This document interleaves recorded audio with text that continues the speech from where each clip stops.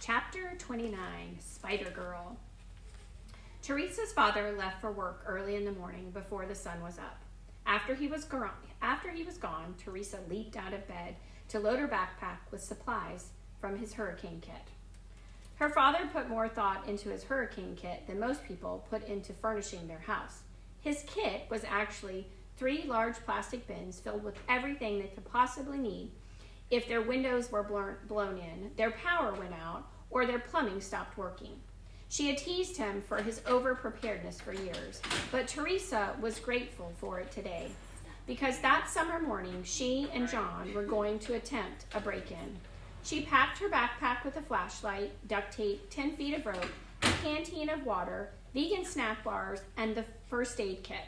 She was barely able to fit her portable welding kit, which included a handheld arc welding torch.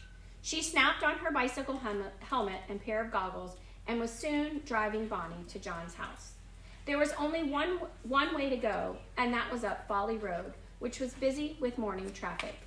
As usual, drivers stopped to take a photo of the girl on the Spider, and 2 eager young women wanted to take a selfie with her. But she had no time for publicity. She was on a mission. The street that John lived on was a long and winding road that cut through several James Island neighborhoods. She kept her eye on house numbers, not wanting to pass his. But there was no way she could miss the Cooper house. Strewn about the lawn were soccer balls, baseballs, basketballs, footballs, bats, rackets, and skateboards of all sizes. There was a volleyball net stretched right down the middle of the front yard, drooping in the middle where someone had tied paper pelicans of all colors to make it more festive. There was an impressive fort built out of cardboard boxes, which someone else must have decided to attack like a jousting knight, because the bicycle used as a mount and the mop used as a lance lay abandoned at the point of assault. But the fort still stood. On the front porch, leaning against a rocking chair, was a set of hoops like the ones John had used to win 3rd place at the Charleston County Middle School Science Fair. Underneath the chair was a dozen bottles of bubble-making solution, all opened.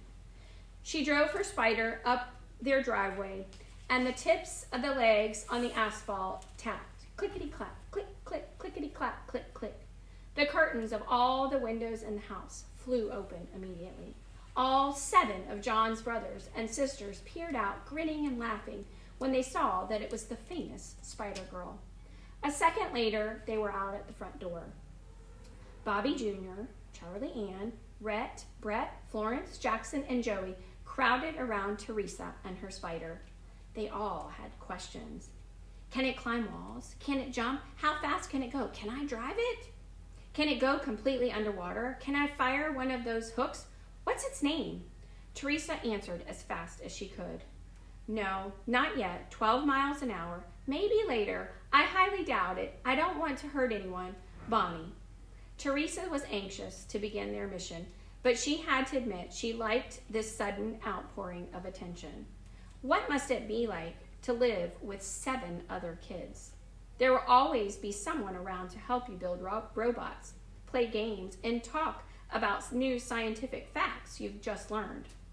There could never be lonely times with so many brothers and sisters at home. No sad, quiet places. No fear that you weren't meant to have friends. But at the same time, with the Cooper kids surrounding her and talking nonstop, she found it hard to breathe.